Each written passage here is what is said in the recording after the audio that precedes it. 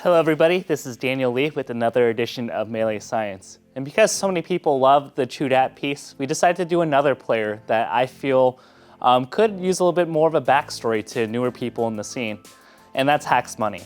Of course, if you're a newer player to watching competitive, you may be wondering, who is this guy? He hasn't really entered many tournaments in 2016, and he didn't enter Genesis 4. He didn't have his own documentary episodes, so for many of you guys that aren't really nuanced with the scene, you may be wondering, why do people love this guy so much? And I want to just share with you guys a little bit about his history. He actually is a player that has a really long history with it in the game. And back in 2008 with Pound 3, that was his first really breakout tournament. And the amazing thing about that tournament was that he was only 14.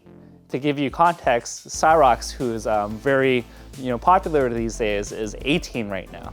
But Hax at Pound 3, he and J-Man, his partner, they were the former team known as Little Rascals. They defeated Chillin' and Chew in doubles in that event, which was very impressive.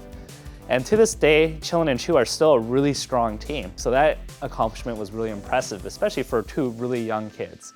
And in singles, Pound 3 was a really stacked tournament. And despite that, he actually finished in 9th place, losing to Mutaking and Aziz. But along the way, he also defeated Silent Wolf and Kobol. So those were very impressive wins. And what that really told us about Hax and the new generation of players was that young players could in fact get good at this game. As you've seen in the documentary, there was a wave of players, with Mutaking, PC Chris, and Korean DJ that rose the ranks during the MLG era. A little bit after that, Hax was like the new wave of players, along with J-Man and a few others, that really showed that if you really dedicate yourself to the game, you practice, that you can get really good, even if you're really young. Of course, his appearances in Nationals started to get really consistent and really solid. At Genesis 1, he finished in the top 8.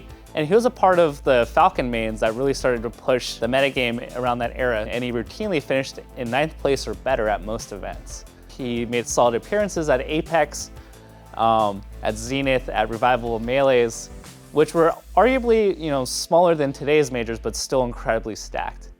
Now the big issue for Hax at the time was that he played Falcon. And if you guys kind of flash forward a bit, we see a lot of people complain about the character and its weaknesses. And for Hax in particular, he struggled against particular characters, most notably Falco, Sheik, and Jigglypuff. And for him, it was a huge struggle because whenever you faced those characters in bracket, it was almost an auto loss for Hax.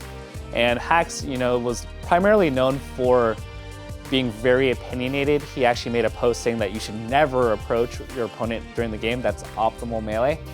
But one of the biggest controversies of Hax Money was actually his decision to say, hey, even though I'm getting top 8, at a large amount of these events, 9th place here and there, that's not good enough. And I really believe that Captain Falcon cannot, succeed, going forward. And he made the switch around 2013 to say, you know what, I'm going to switch to Fox. And he started a new wave of 20XX, which is basically just this really big hyperbole saying that one day in the future, Melee is going to be so optimized that you have to play Fox. But not only that, everyone's going to be so precise that everything will be won based on rock, paper, scissors for port priority.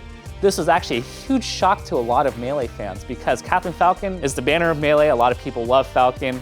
People will always cheer for Falcon. So a lot of people felt, betrayed that such an iconic player that plays Captain Falcon would leave for Fox when we see, 20 other Foxes that are doing really well. Of course, this was met with a lot of struggle, and a lot of people really questioned the decision for Hax. Was this really worth it for him? Because he started struggling against Samus, he struggled against Luigi, and there were some events where he actually had to revert back to Falcon just to make it out of pools. But over time, he started to get results with Fox that mirrored what he was getting with Falcon.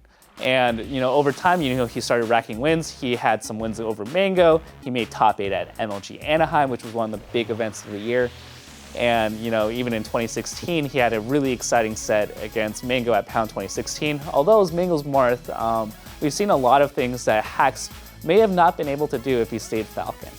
Now, of course, if we look at his development in the metagame, we talked about some of his accomplishments.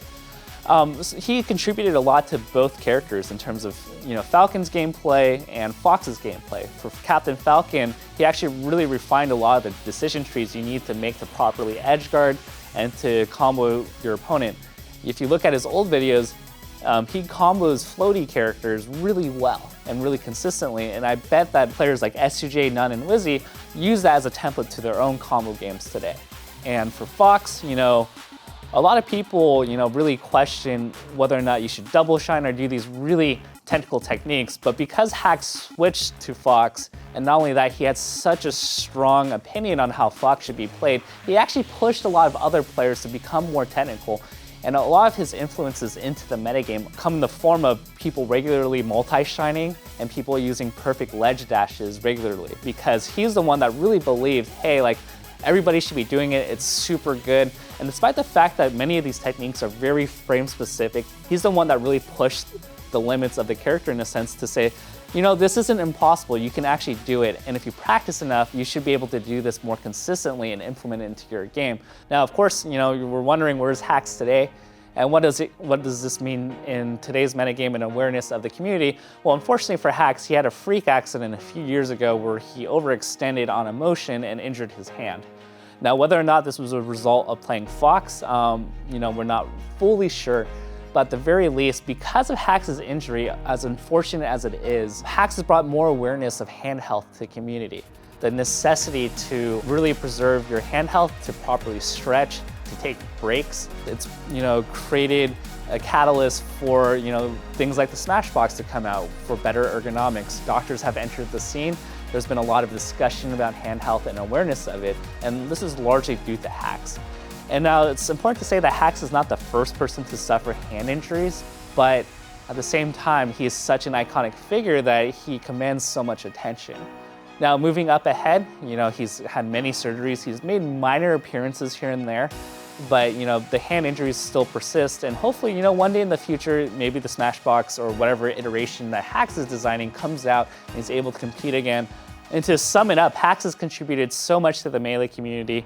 The beginning of his career showed that young players can compete at a high level. He's made endless contributions to the Captain Falcon and Fox meta. He's made a bunch of funny memes in his career. He's brought awareness to hand health. And of course, he is an amazing Twisted Fate in League, which is an aside. He made Challenger last year. And most importantly, he's a figure that most people love in the scene, and we just hope that he can come back and continue to contribute his uniqueness to the scene.